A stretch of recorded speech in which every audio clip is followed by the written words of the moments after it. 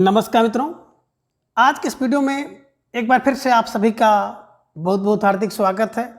हम आशा करते हैं कि आप सभी स्वस्थ होंगे, मस्त होंगे और पूरी तरह से अपनी तैयारी में व्यस्त होंगे। तो मित्रों, आज के इस वीडियो में हम हिंदी साहित्य इतिहास के अंतर्गत उपन्यास विधा और उपन्यास विधा से संबंधित कुछ महत्वपूर्ण और संभावित प्रश्नों को व्याख्यात्मक तरीके से हल करेंगे और इसके साथ इन्हें ट्रिक की सहायता से याद करने का भी प्रयास करेंगे। तो हम आशा करते हैं कि वीडियो आप सबके लिए बहुत ही महत्वपूर्ण होने वाला है, इसलिए इस वीडियो को आप लोग अंत तक जरूर देखें। और अगर आपको थोड़ा सा भी उचित लगे तो इस वीडियो को अपने जो परिचित लोग हैं उनके पास भी शेयर कर सकते हैं। तो उसके पूर्व के वीडियो में हम लोगों ने कुल 125 प्रश्नों को देखा था, तो आज के इस वीडियो में उसके आगे के प्रश्नों को हम लोग देखेंगे। तो जैसा कि स्क्रीन पर आप देख पा रहे हैं, प्रश्न संख्या 126 है कि निम्न में से किस उपन्यास में गांगुली गांव की कथा का चित्रण है। कहने का आशा है कि इनमें से एक उपन्यास है जिसमें एक गांव है गांगुली, तो गांगुली गांव का चित्रण है, गांगुली गांव का वर्णन है, या आप कह सकते हैं गांगुली गांव की कथा है। अब विकल्प कह रहे कि टोपी शुक्ला में है, या फिर विकल्प बी आधा गांव में है, विकल्प सी कह रहे हैं कि सीन नंबर 75 में है, या फिर विकल्प डी ओस की बूंद में है। तो प्रश्न संख्या 126 का जवाब आप सबको देना है। एक बेहतरीन प्रश्न आप सबकी स्क्रीन पर और आप सबका सुंदर सा जवाब आ गया कि सर विकल्प बी को लॉक किया जाए, आधा गांव इज राइट आंसर।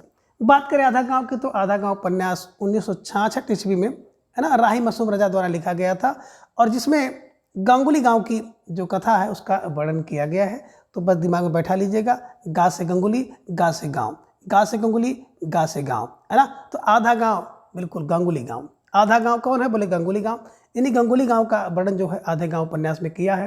किसने किया है? राही मासूम रजा ने किया है, और 1966 ईस्वी में लिखा गया था। ठीक है। विकल्प में आप देख पा रहे हैं एक उपन्यास टोपी शुक्ला, बड़ा महत्वपूर्ण उपन्यास है। और टोपी जब मिल जाती है तो व्यक्ति क्या करता है? टोपी को उल्टा सीधा 69 बार, है ना। तो टोपी जो होती है ना उल्टा सीधा 69 बार, ध्यान में रखिएगा। कोई कभी उल्टा कर दिया, कभी सीधा कर दिया, तो टोपी, और कहते भी है ना कि टोपी ना उछालो।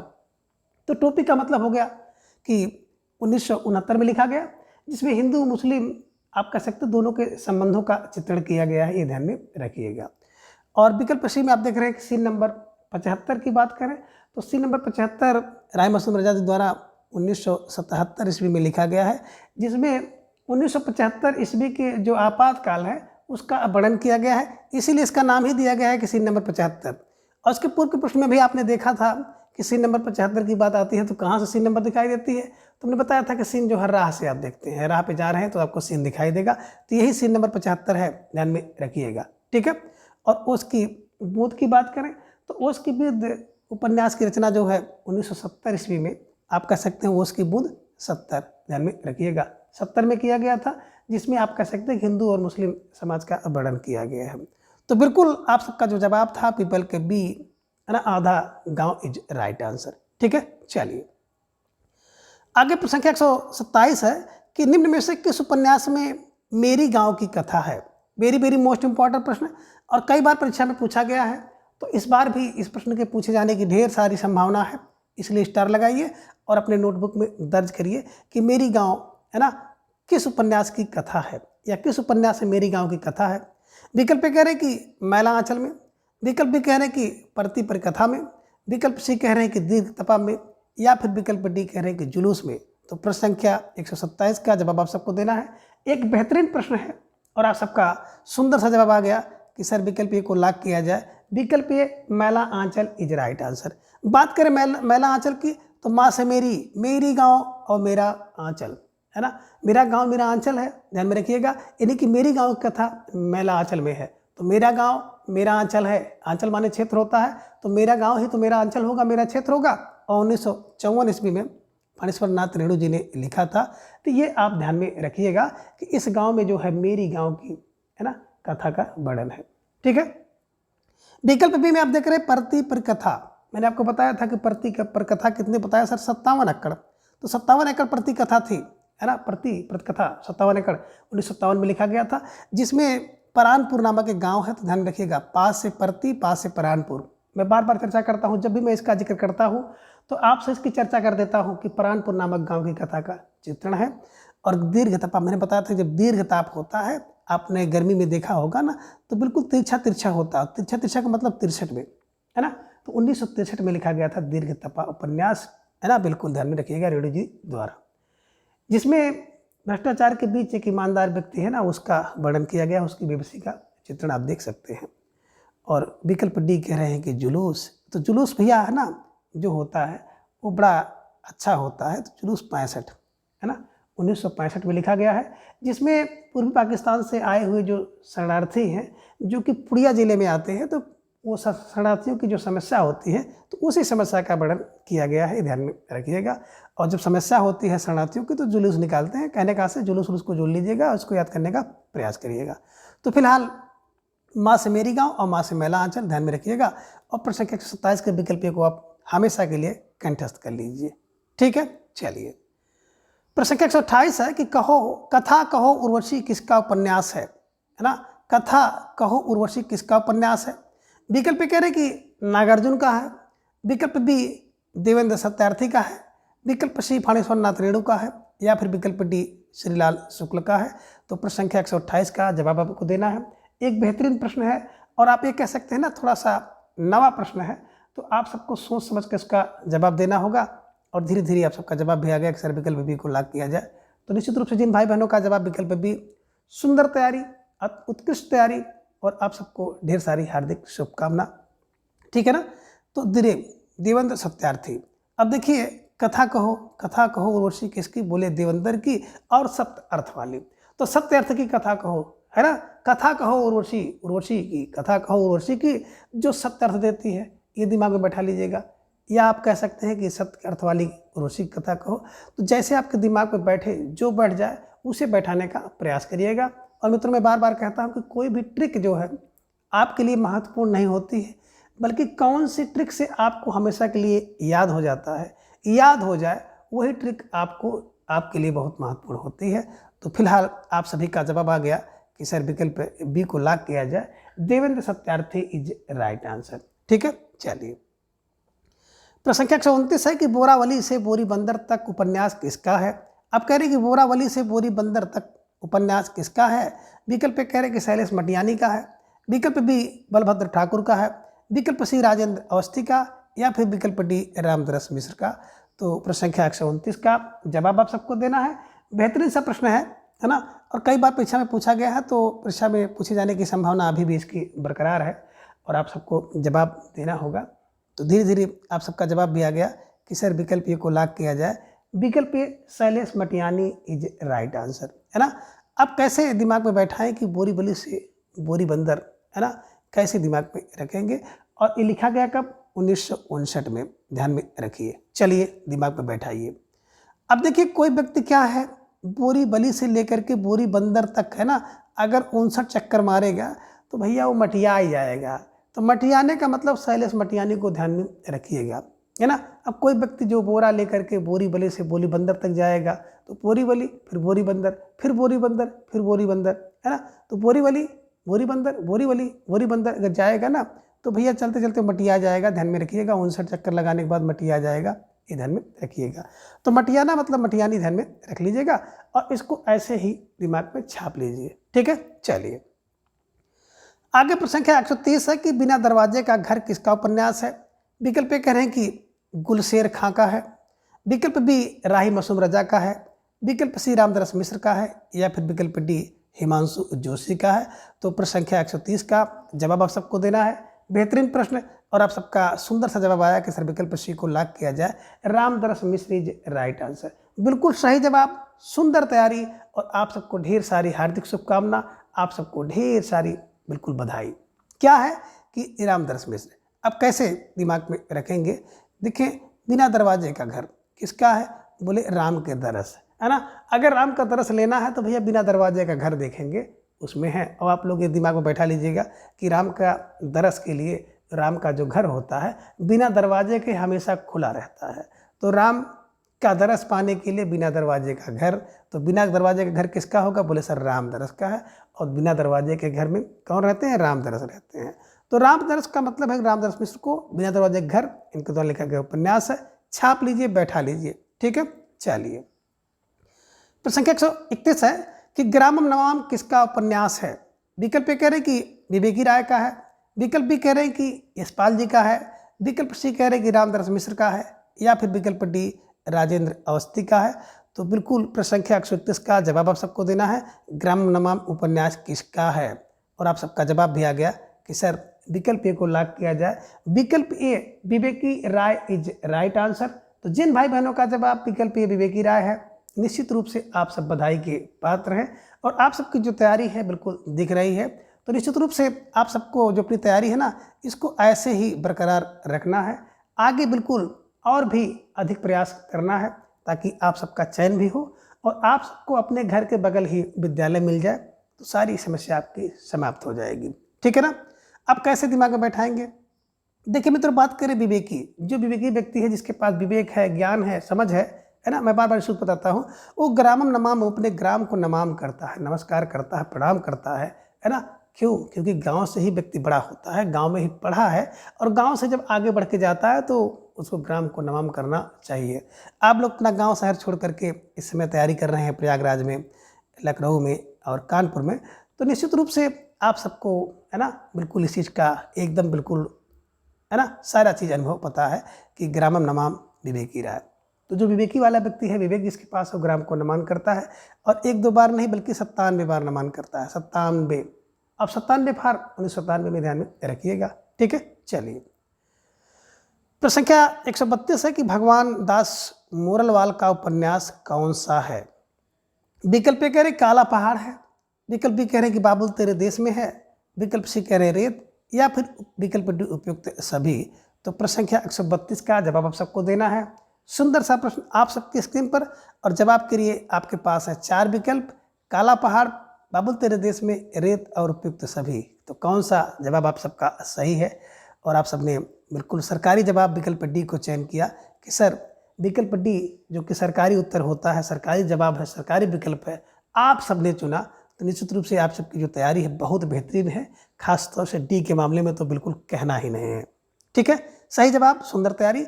और इस प्रश्न के माध्यम से भगवान दास मोरलवाल का जो उपन्यास है, उन सभी उपन्यासों से आपका परिचय कराना, इसकी परिक्रमा करना और बिल्कुल आप कह सकते हैं इसकी सर्जरी करना मेरा उद्देश्य था। तो चलिए अब इसका चक्कर हम लोग लगाते हैं।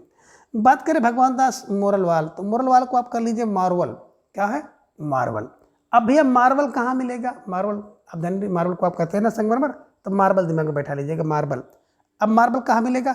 बोले सर काला पहाड़ में जाएंगे ना तो काला पहाड़ में आपको मार्बल मिल जाएगा। तो मार्बल यानी कि भगवान दास मोरलवाल, मार्बल, मार्बल ला साइलेंट कर लीजिए, मार्बल कर लीजिए।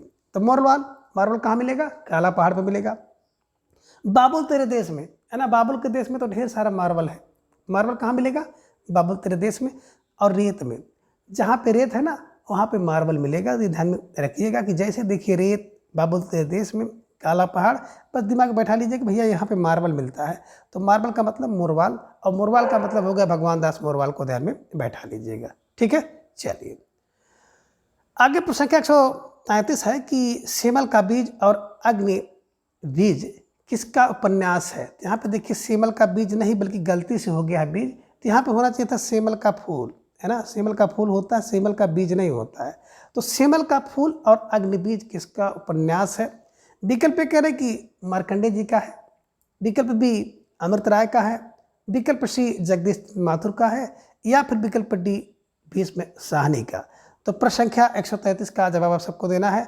और आप सब भाई बहन बिल्कुल एकदम वीडियो के प्रारंभ से ही जुड़े हुए हैं, सक्रिय हैं, तो आप सभी को ढेर सारा आभार, ढेर सारी हार्दिक शुभकामनाएं और कोटि कोटि धन्यवाद। लगातार आप लोग जुड़ते हैं चैनल पर, स्नेह प्रेम और विश्वास बिल्कुल चैनल पर आप लोग बनाए हुए हैं, तो इसके लिए भी आप सबको बहुत बहुत धन्यवाद। आप लोग अपना प्रेम, स्नेह और विश्वास इसी तरह से चैनल को प्रदान करते रहें। और मित्रों बिल्कुल सच कहूँ तो मैं खुद भी जिस दिन ना क्लास नहीं ले पाता हूँ तो मुझे भी लगता है कुछ अजीब सा, है ना, कुछ खोया खोया सा लगता है। तो मेरे लिए भी एक मजबूरी बन गई है ना कि अब इस क्लास के बिना जो है ना थोड़ा सा सुना सुना लगता है। और आप लोग बिल्कुल अपनी उपस्थिति दर्ज करते हैं तो बहुत अच्छा लगता है। और जब आप लोग नहीं रहते हैं थोड़ा सा तो पूरी क्लास आप सबको मिस करती है। तो मित्रों किसी का नाम ले या ना ले, लेकिन ये रियल है कि हम लोग बहुत मिस करते हैं। जो भी रेगुलर भाई बहन हैं वीडियो को देखते हैं, चाहे वो लाइव में देखें या बाद में देखें, तो सबके कमेंट को, सबकी उपस्थिति को हम लोग मिस करते हैं। तो इसलिए जो भाई बहन बिल्कुल रेगुलर तरीके से जुड़े हैं, आप लोग जिनकी संख्या ज़्यादा कम जो भी है, तो आप लोग नियमित रूप से जुड़िए और इस क्लास को ऐसे ही चलने दीजिए। बिल्कुल सुबह जगिए, चाय पीजिए, क्लास कीजिए, आधे घंटे से 40 मिनट की क्लास होती है और उसके बाद फिर अपने अपने काम में लग जाइए। तो फिलहाल आप सबका जो जवाब था आ गया कि सर विकल्प ए को लॉक किया जाए, मार्कंडे इज राइट आंसर। बिल्कुल शेमल का फूल तो बिल्कुल मार्के का होता है ना, मार्के का, मार्के मतलब अच्छा होता है, ध्यान में रखिएगा।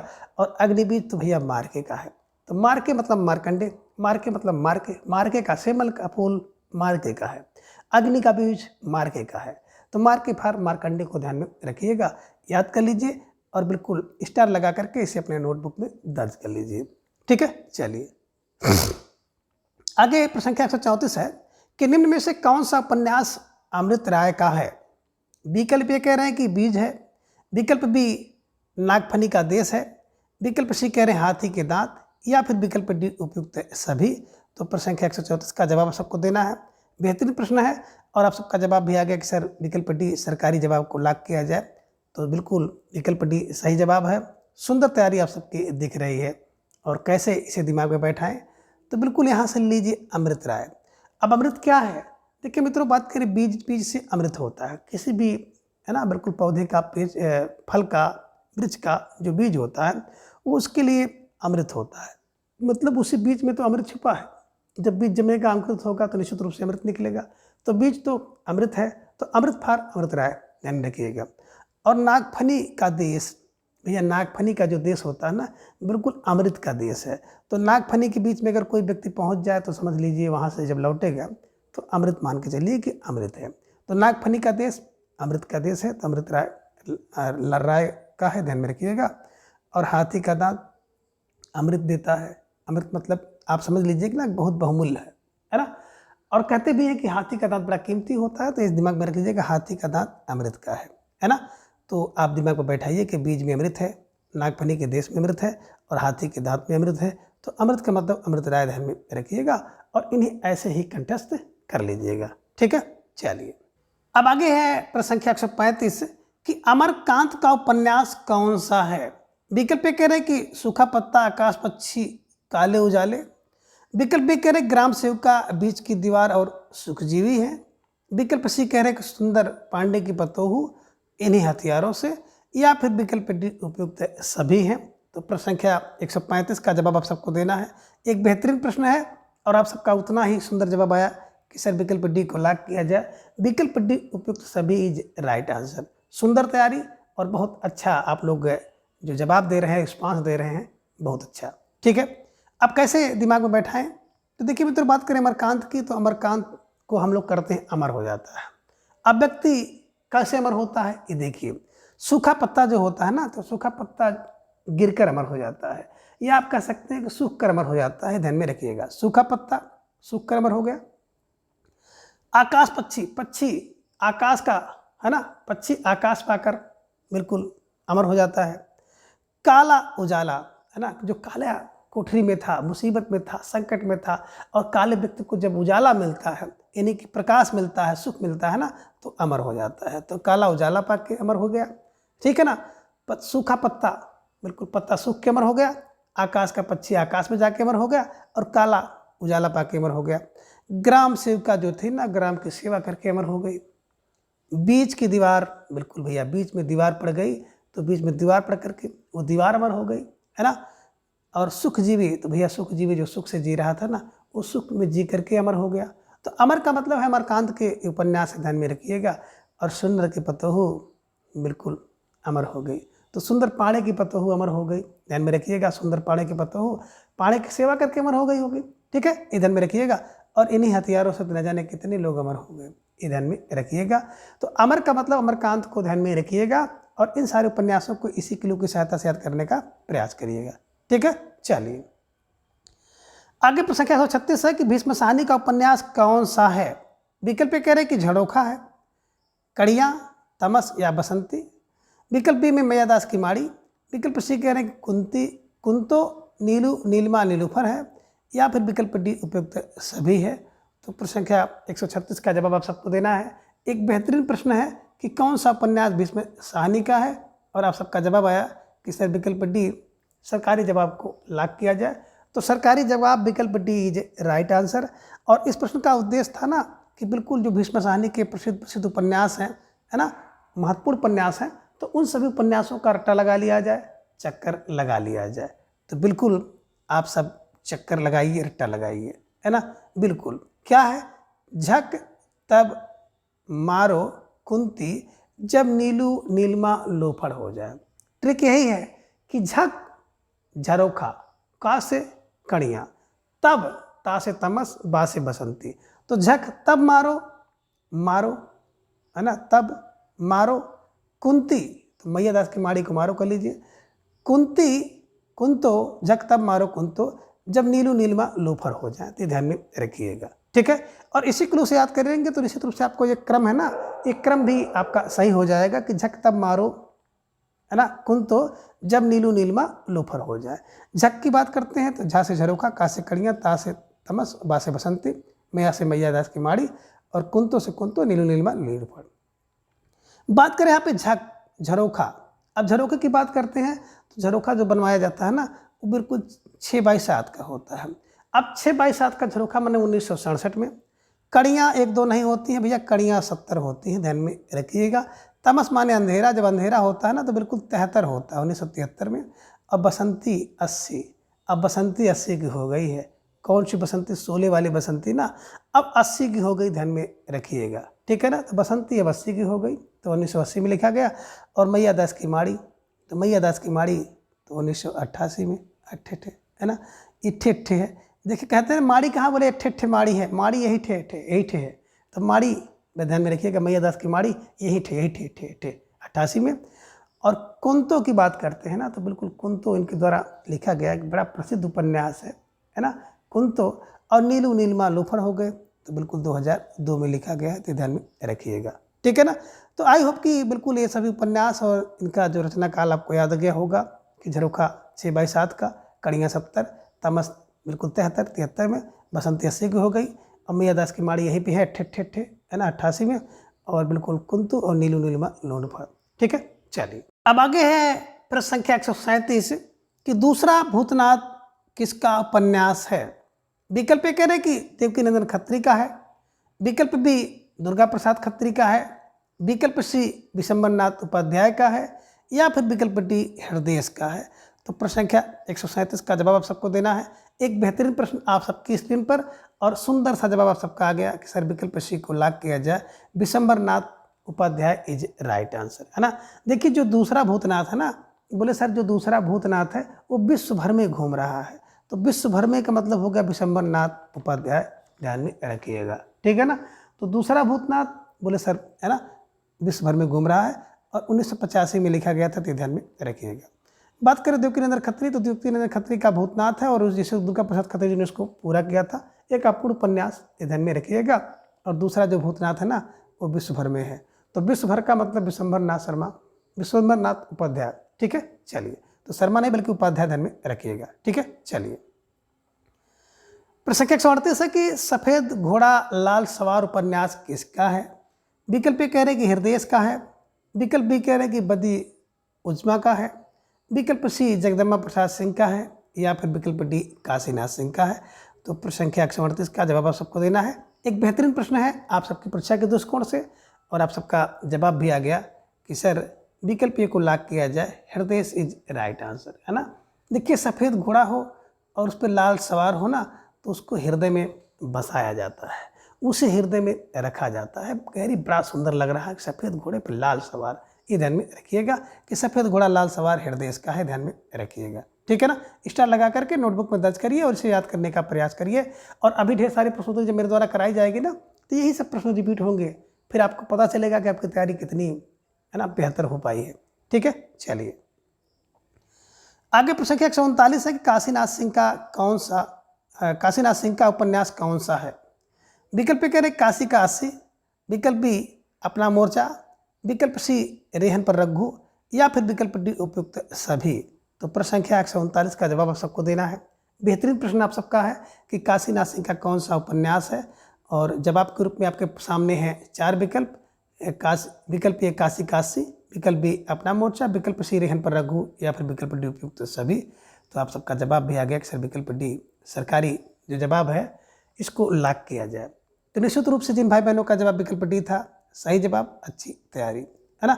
अब कैसे दिमाग में बैठा है, तो बिल्कुल दिमाग में रखिए काशीनाथ, है ना। काशी का 80 ध्यान में रखिएगा, काशीनाथ काशी काशी, काशी काशी काशी काशी काशी काशी काशीनाथ, है ना। इस पर एक पिक्चर भी बनी हुई है, आप लोगों ने देखी होगी, एक फिल्म बड़ी बड़ी सुंदर सी, कि बिल्कुल, है ना, काशी काशी काशीनाथ का उपन्यास है जिसपे सनी देओल जी ने एक पिक्चर बनाई है।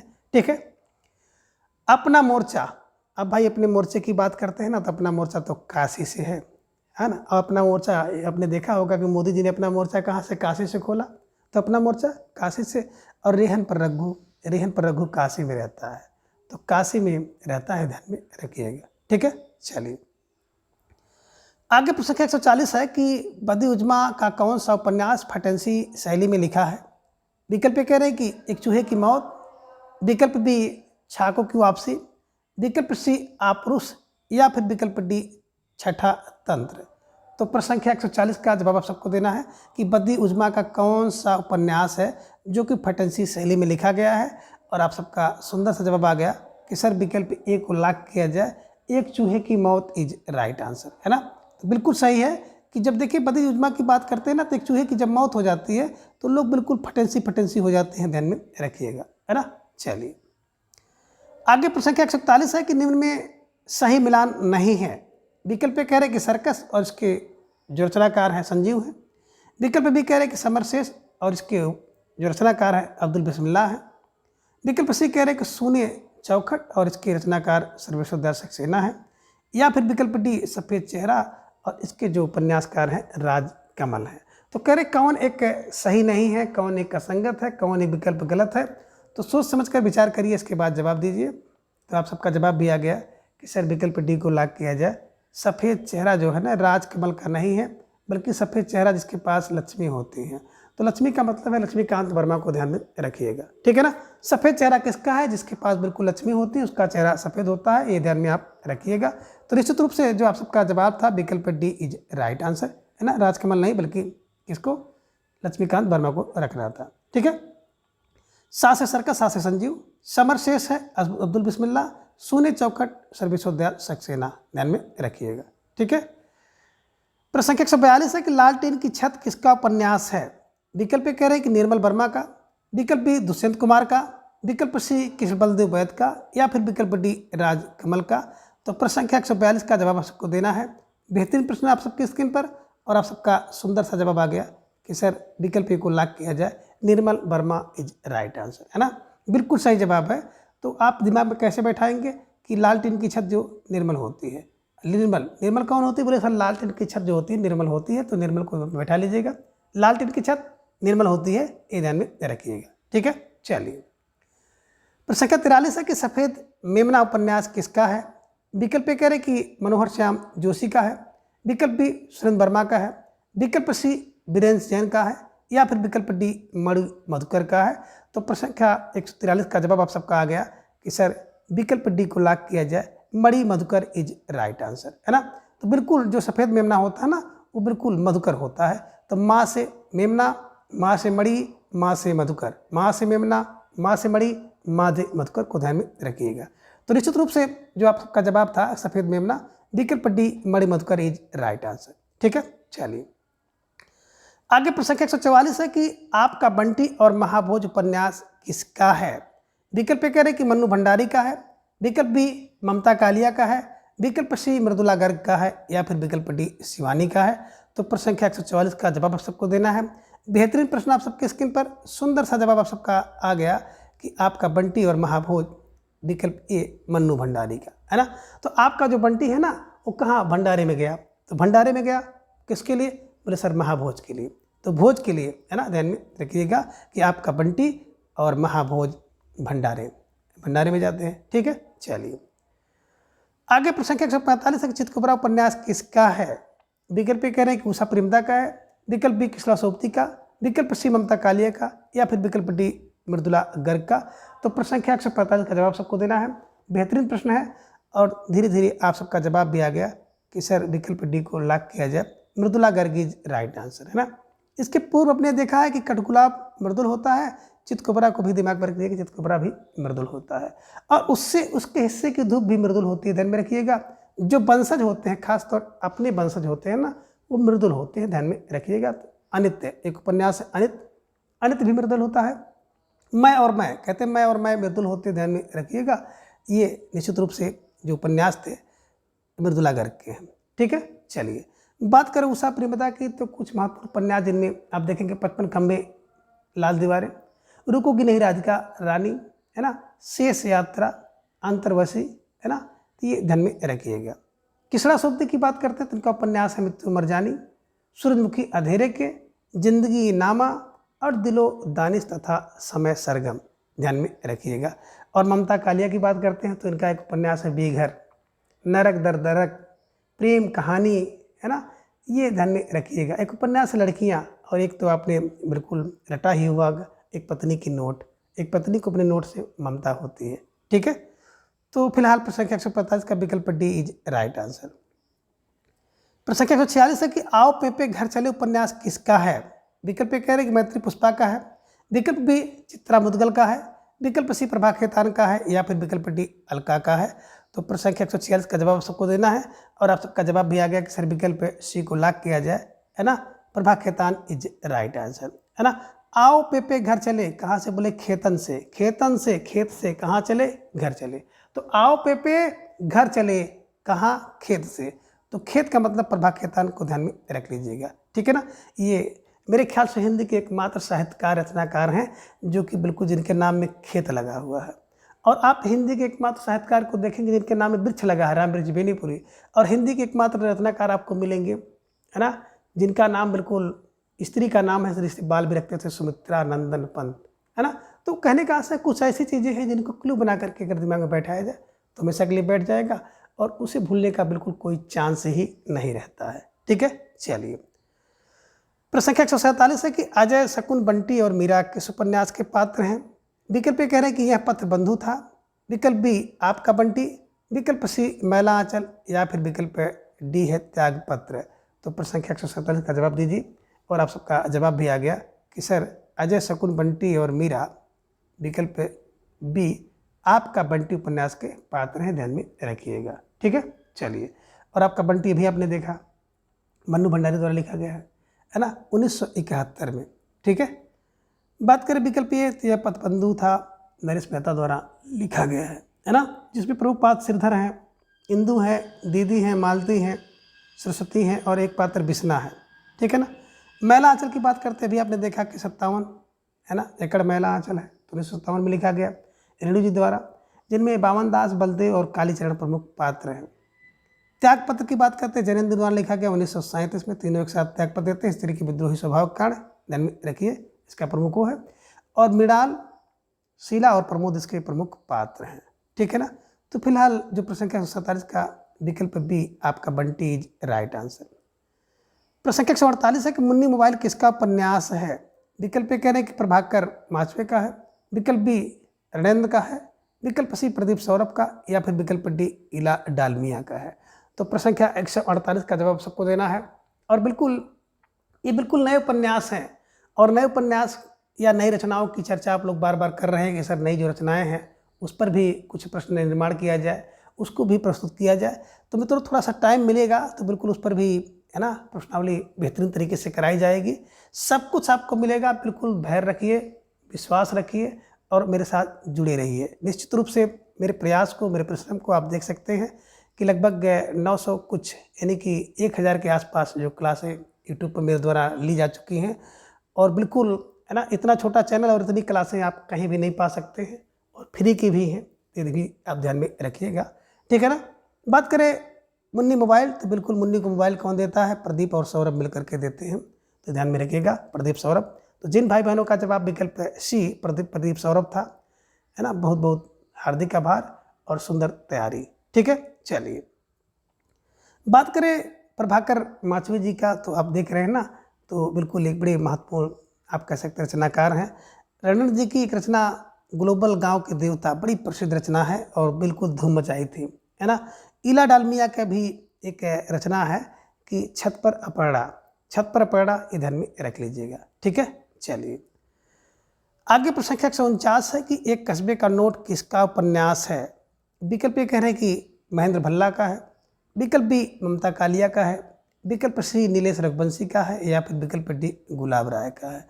तो प्रश्न संख्या 149 का जवाब आप सबको देना है और आप सबका जवाब भी आ गया। अक्सर विकल्प सी को लॉक किया जाए, Nilesh Raghuvanshi is right answer, है ना।